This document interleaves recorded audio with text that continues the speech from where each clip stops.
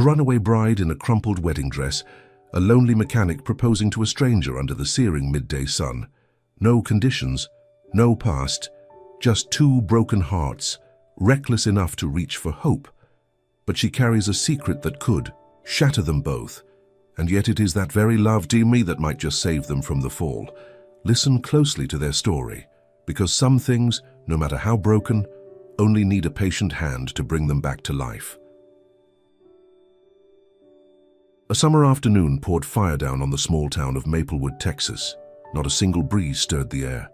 Only the searing heat clung close, thick with the smell of melting asphalt and scorched dry grass. In a weathered repair shop, tucked away at the end of the street, Jake Carter slouched back in a threadbare chair, his boots propped up on a grease-smeared table. Overhead, the ceiling fan spun with a lazy creak, as if it too were wilting under the heavy heat. Jake reached into his shirt pocket, pulled out a cigarette, then shoved it back without bothering to light it. Today, like every other day in his life, drifted by, silent, colorless, without incident, until he saw her. A slender figure staggered along the roadside not far away, a wedding dress, once white, now dulled by dust, crumpled and streaked with mud. The lace hem dragged behind her, torn and ragged with every trembling step, as if she didn't know where she was going, only that she had to leave whatever she'd just abandoned. Jake squinted into the haze. At first, he thought the heat was playing tricks on him, but no, she was real, a runaway bride.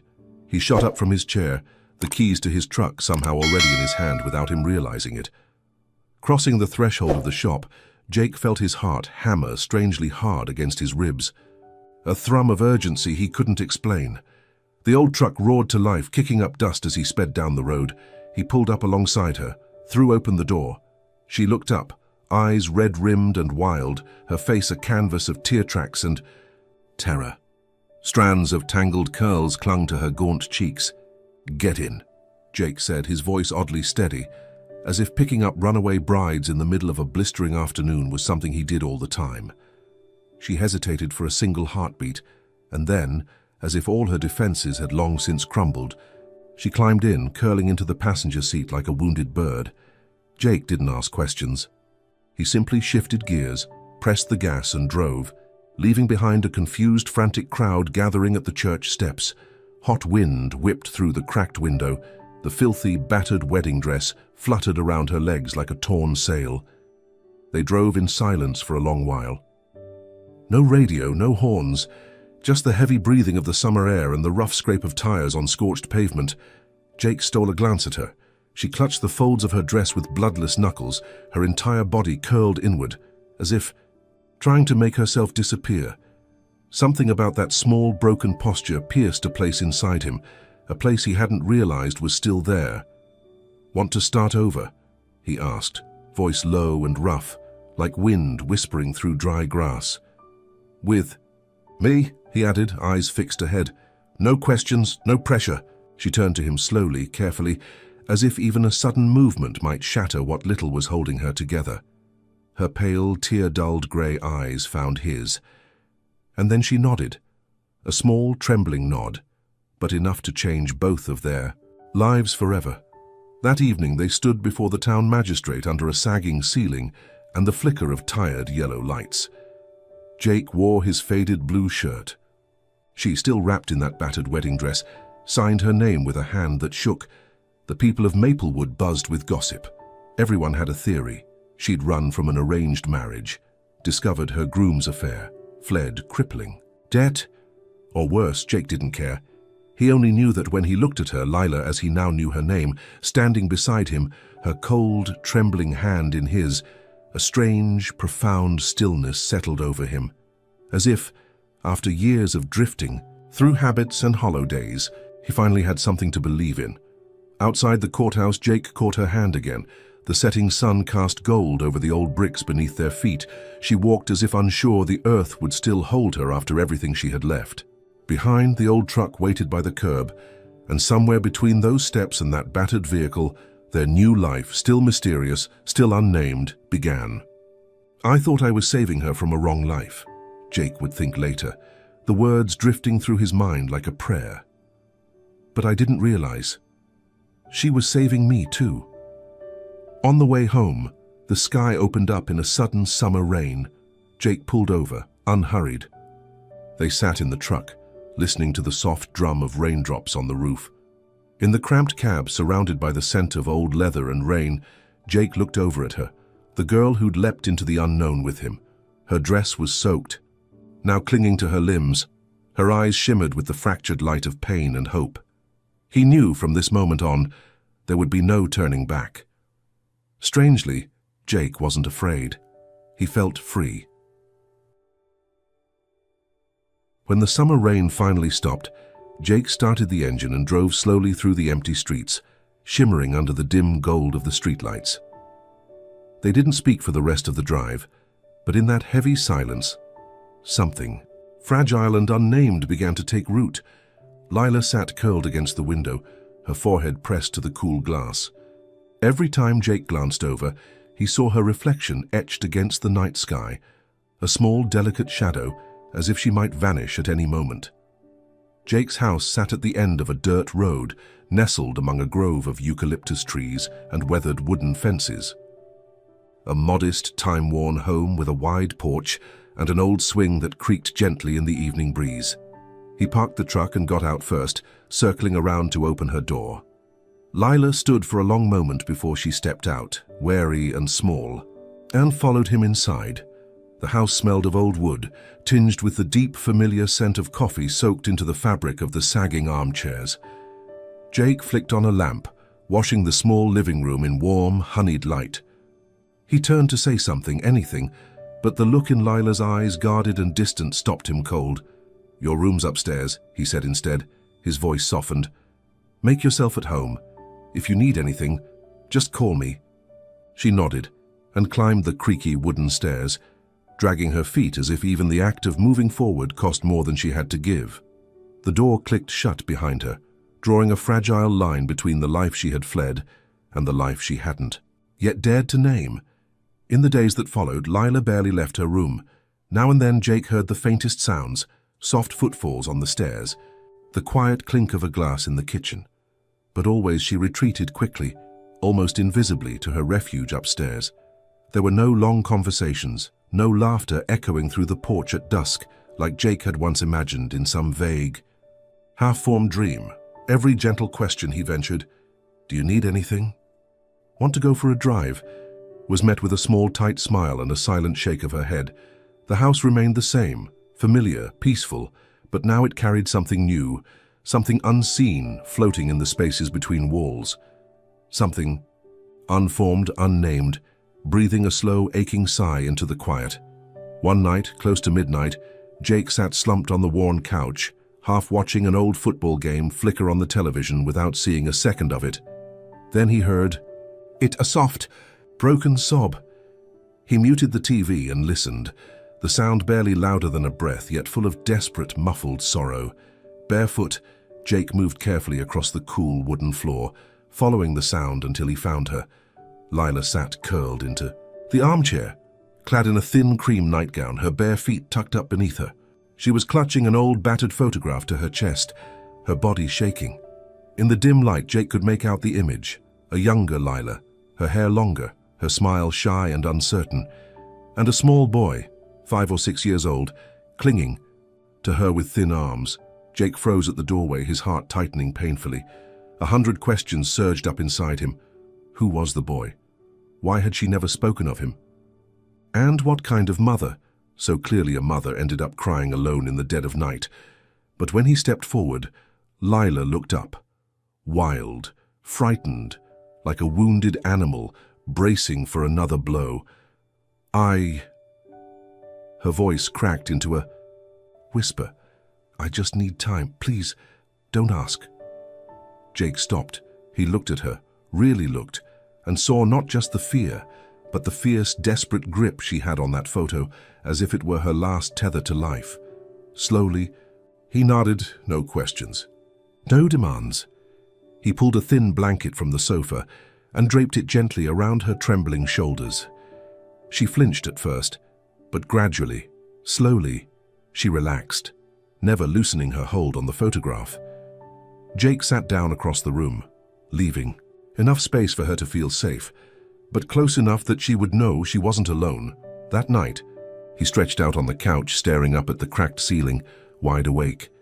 "I just need time." Her words echoed in his mind, soft and aching, like a whispered prayer. Maybe everyone carried wounds they couldn't explain right away. Maybe. What she needed wasn't someone who demanded to know her scars, but someone who could simply wait, patiently, beside her.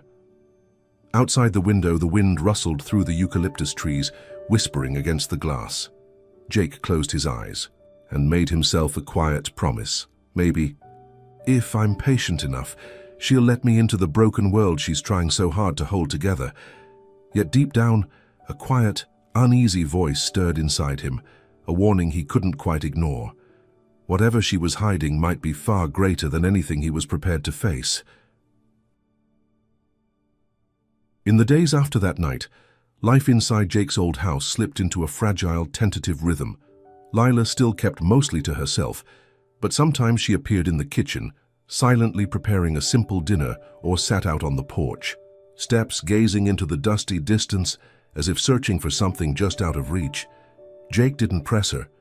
He simply stayed, steady, silent, like an old tree offering shade without asking anything in return. And yet, in those long stretches of quiet, something began to shift. Jake started noticing the small things. The hurried, whispered phone call she made when she thought he wasn't around. The crumpled cash receipts tucked into the pockets of her jacket. And above all, the look in her eyes, always scanning the horizon, waiting, hoping for something she couldn't quite name. He told himself, trust, be patient. But somewhere deep inside, cracks began to form. Hairline fractures without names. One evening, as the last pink haze of sunset stretched thin across the town, Jake returned from the repair shop and spotted Lila slipping out of the town's post office. She clutched a large envelope against her chest, her simple cotton dress billowing in the breeze. Her posture was stiff, her gaze darting away the instant it brushed past his. Jake hid behind a row of trees, shame burning in his throat even as he watched her. She crossed 2 narrow streets, making her way to a dingy wire transfer office. From a distance, he saw her fill out a form, count out bills with careful hands, and slide them into the envelope. The clerk asked her something. She shook her head without looking up. When she left, Jake stepped inside. A moment of hesitation, and then he asked quietly, "Can you tell me where she sent the money?" The young man behind the counter offered a polite, tired smile. An address south of town, near the border, a rough neighborhood. Jake thanked him, stepping back into the heavy twilight, his heart hammering against his ribs like a battering ram. The next day, under the pretense of running errands, Jake traced the address. His old truck rattled down roads that grew narrower. The pavement cracked and buckled, the fences crooked, the houses peeling and tired. Finally, he pulled up in front of a small, crumbling house whose sagging roof looked ready to cave in. Through a gap in the broken fence, he saw a little boy, skinny, barefoot, dusty, playing quietly with a battered toy truck. Jake's heart clenched. He didn't need anyone to explain. Those pale gray eyes, that tangle of curls, the ghost Lila cradled in her arms on the night she thought no one was watching. All of it was right there in front of him. Shock, anger, hurt. A deep, aching sadness rose up in him, colliding like storm waves. She had promised a fresh start. She had married him. Why then had she hidden something so monumental? That night, a gentle rain fell, soaking the old wood of the house, tapping a relentless rhythm against the roof. Jake sat in the living room under the soft glow of a lamp, tension carving lines into his face, waiting for Lila to come downstairs, waiting for answers. When she appeared, shoulders hunched under a thin jacket, a steaming cup of tea in her hands, Jake stood. "You said you wanted a new beginning," he said, his voice rough and low. He stopped, his fists tightening at his sides. "Why not start with the truth?" Lila froze. The teacup slipped from her fingers and shattered on the wooden floor, sending tea splattering like a small explosion into the taut air between them. She looked at him, and in that instant, every barrier, every rehearsed excuse crumbled. She collapsed onto the floor, burying her face in her hands. as violent sobs tore out of her. "I didn't want," she choked out between gasps. "I didn't want my burden to chain you down." Jake stood there, stunned. In her tears, he saw not betrayal, but the purest, rawest terror, a woman so afraid of dragging someone she loved into the wreckage of her life. He moved toward her, slowly, carefully, and knelt beside her. He didn't touch her. He only stayed, close enough for her to know she wasn't alone. Outside, the rain grew heavier, drumming against the porch. Inside, only the ragged sound of breathing and the soft, invisible shattering of old wounds filled the space. Later, Jake sat beside the worn-out sofa, watching Lila as she finally drifted into a restless sleep, her tear-streaked face turned toward him. He brushed a lock of hair from her forehead and whispered into the darkness, "If that burden is Yukon, I'll carry it for the rest of my life." But even as the words left his mouth, questions pulsed unanswered in the deepest parts of him, murmuring like the endless rain beyond the windows. Between hurt and love, would you choose to let go or to hold on one more time?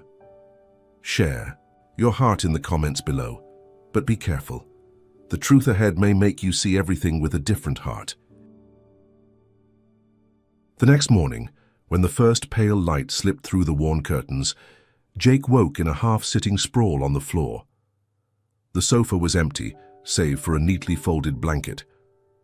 The room smelled of cold tea and the lingering dampness left behind by the night's rain. Jake dragged himself into the kitchen, brewed a mug of strong black coffee, and tried to shake the exhaustion clinging to his bones. All day, they spoke little, each moving around the house like ghosts. Lila grew to even quieter, if that was possible. She cooked, cleaned, folded laundry, the smallest of offerings as if repaying a debt before she disappeared. Jake could feel it. Even though she said nothing, he could feel the shape of a goodbye gathering between them, silent and inevitable as a coming storm. Night fell over Maplewood. Thin and sharp as a blade, Jake drifted into a restless sleep, slipping in and out of consciousness, letting himself be carried by a tide of weariness and half-formed thoughts. But Lila stayed awake. Quietly, she packed a few belongings. A small backpack, a handful of worn clothes, the tear-stained photograph she couldn't bear to leave behind. At the doorway, she turned back one last time. The hall light spilled a pale glow across the wooden floor, stretching her shadow long and thin, as if she were already half gone. She knew she couldn't stay.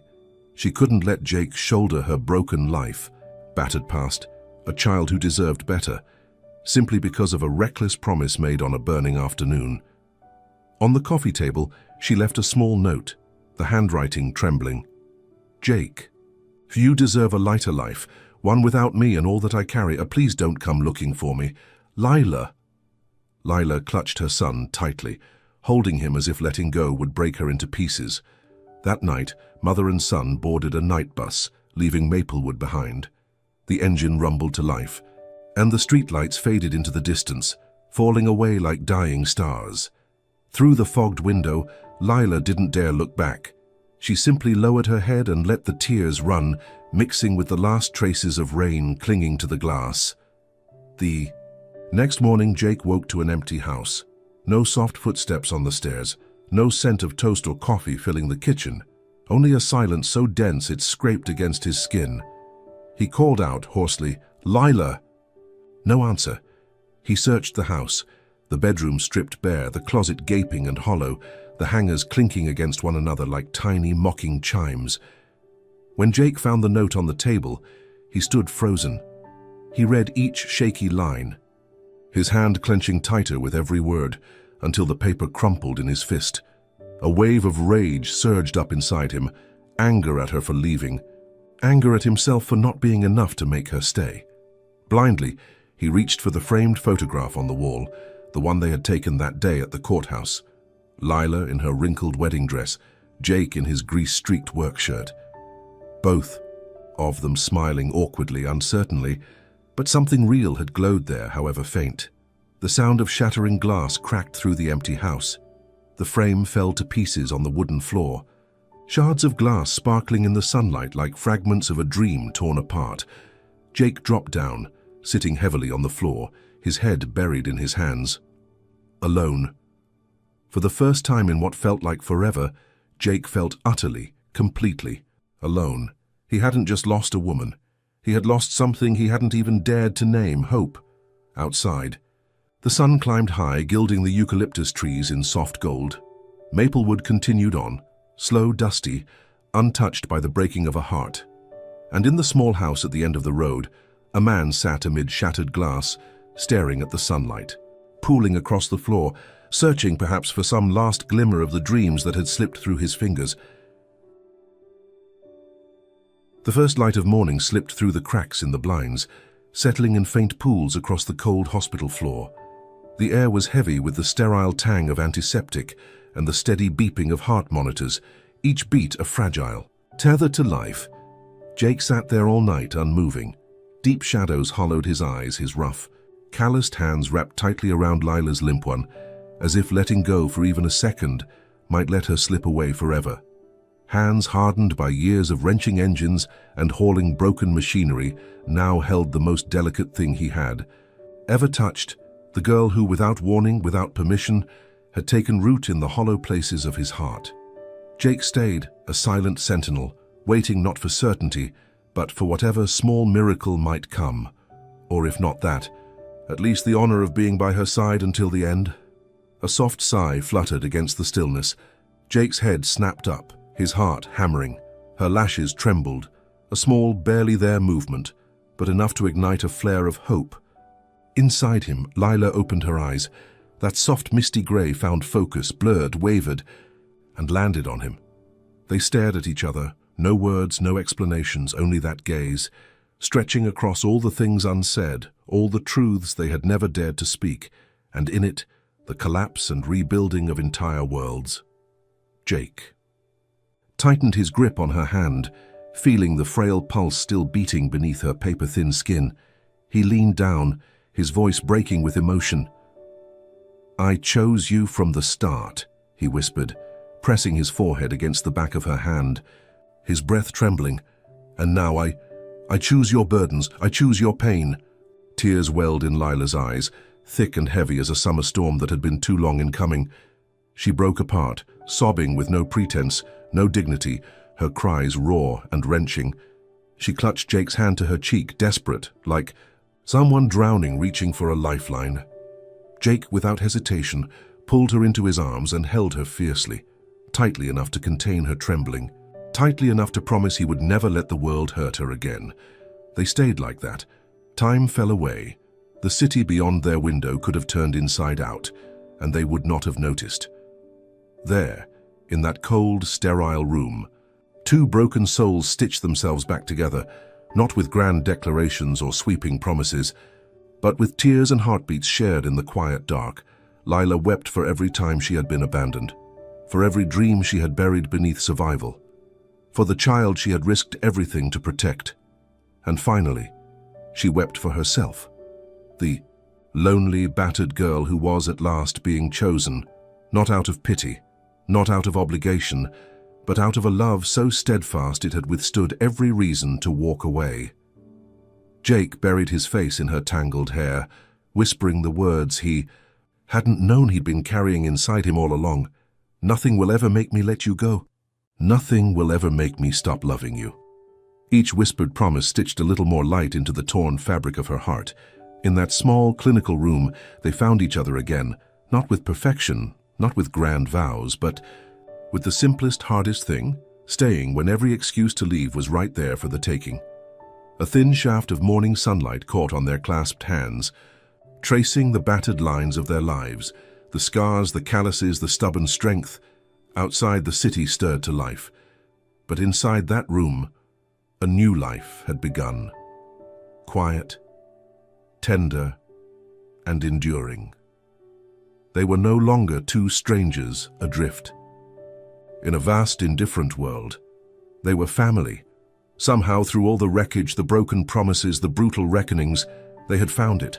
Family, real and fierce and flawed, in an embrace, in shared tears, in the simple, unwavering miracle of forgiveness. And this time they would not let go.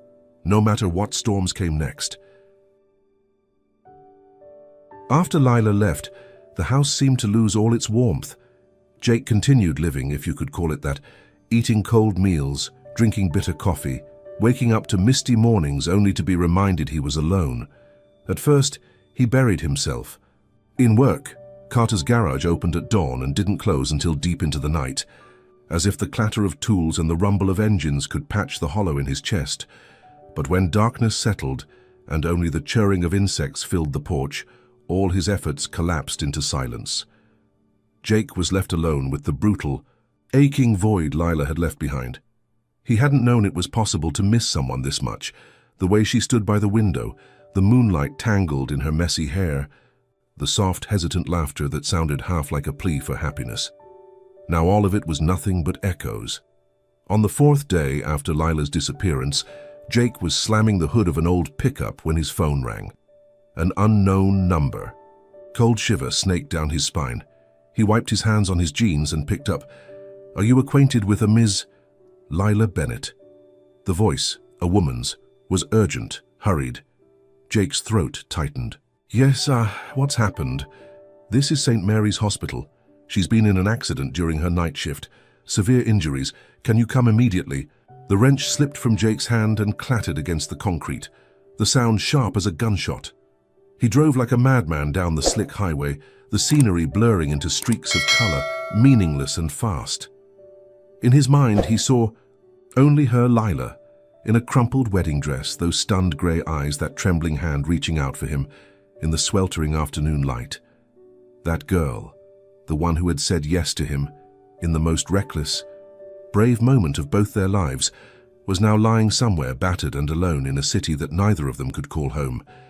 Jake barreled into the hospital lobby, his dusty boots leaving smudges on the polished tile floor. A nurse led him to the emergency room. Through a panel of frosted glass, Jake caught a glimpse of her. Pale, tangled hair matted to her forehead, her chest heaving with shallow breaths. One hand gripped the bedsheet desperately. As if trying to anchor herself to the world, Jake leaned his forehead against the glass and closed his eyes, the helplessness inside him raw and searing. A few minutes later, an older doctor with kind eyes approached. "Your family?" he asked gently. Jake could only nod.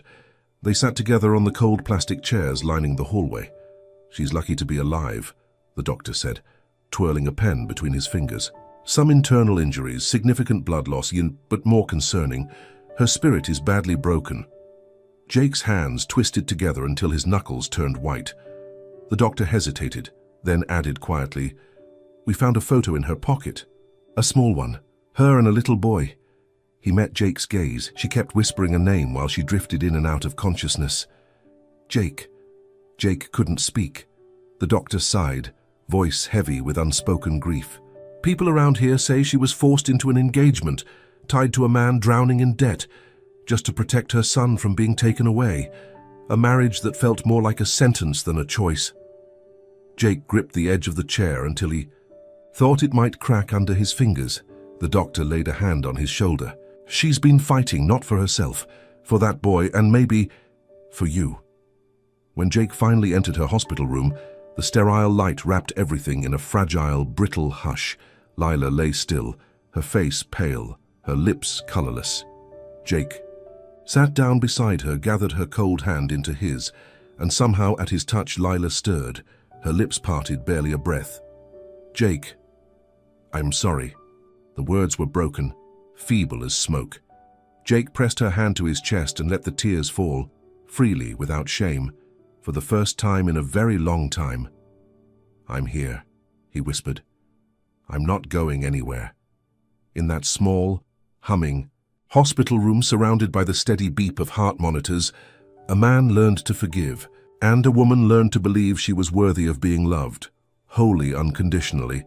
Outside the window, the sunset dipped the city rooftops in hues of gold and soft orange, a quiet promise that after all the breaking, something tender still waited on the other side.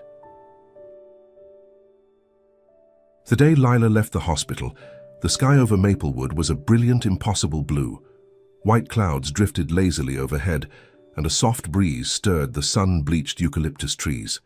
Jake held her hand as they walked slowly through the hospital's aging lobby. Beside them, the little boy, Lila's son, the child she had risked everything to protect, followed close behind, clinging to the hem of her shirt.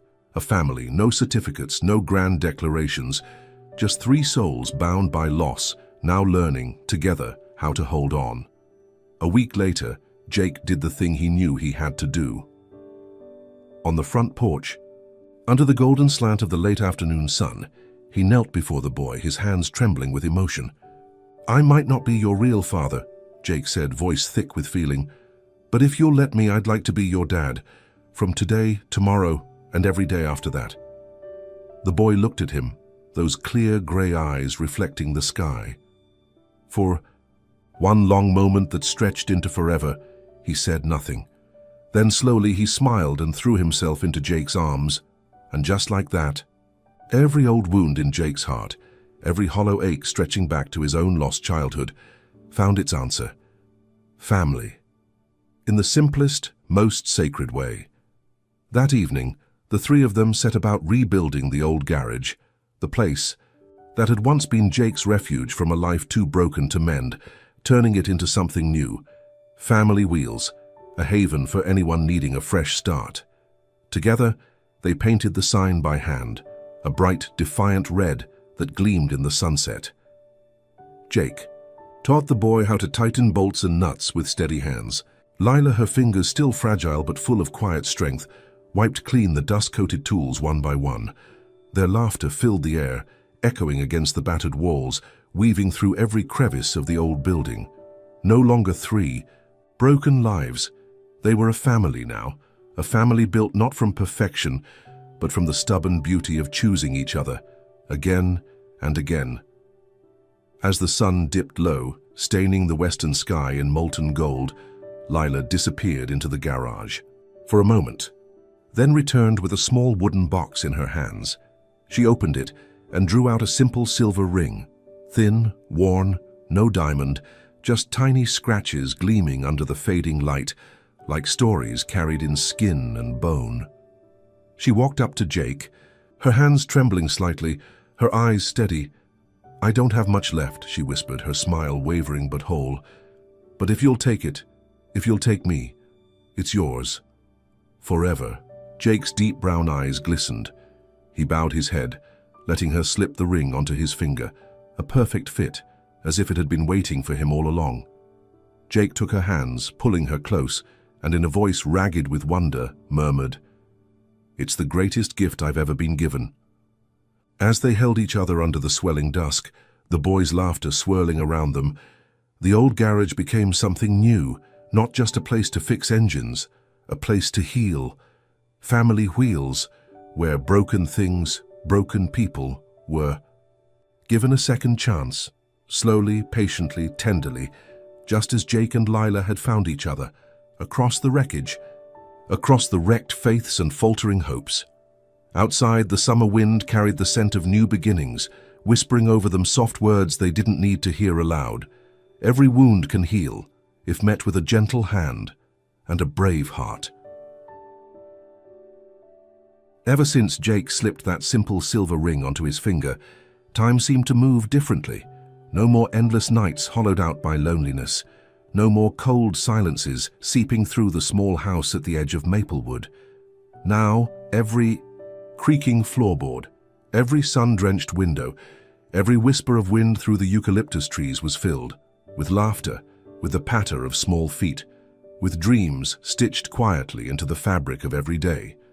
Family Wheels, the small garage they rebuilt together, had become more than a business, but it was a home, not just for them, but for anyone who, like them, had once wandered through days without an anchor. A year passed. That summer, Maplewood wore a new face. The eucalyptus groves greener, the rainstorms heavier, and the sunsets every evening soaking the sky. In syrupy gold, Family Wheels had become a familiar name. Single mothers clutching the hands of shy children found their way to the garage, not just to fix broken engines, but to find a place where starting over didn't feel impossible. Lila, grimy, in her mechanic's coveralls, her eyes bright and clear, patiently taught anyone who needed it How to wield a wrench, how to listen for the sighs and hiccups of a tired machine, how to notice when something or someone needed care. Not just engines, hearts too. She smiled more now. Not the shy, tentative smiles she once gave, but full, radiant smiles that lit up the dusty corners of the old garage like sunlight on polished chrome. Jake, once a man used to silence, had become the town's most unexpected teacher. He knelt beside the boy, his son now, in every way that mattered, showing him how to pull apart an engine, how to hear the whisper of a truck on the brink of braking. "So it's not just about fixing cars, kid," Jake said, wiping a streak of grease from the boy's nose. "It's about fixing the things that really matter." The boy grinned up at him, his grey eyes gleaming with pride. That evening, after a long day's work, the three of them climbed onto the garage roof, the highest spot in town.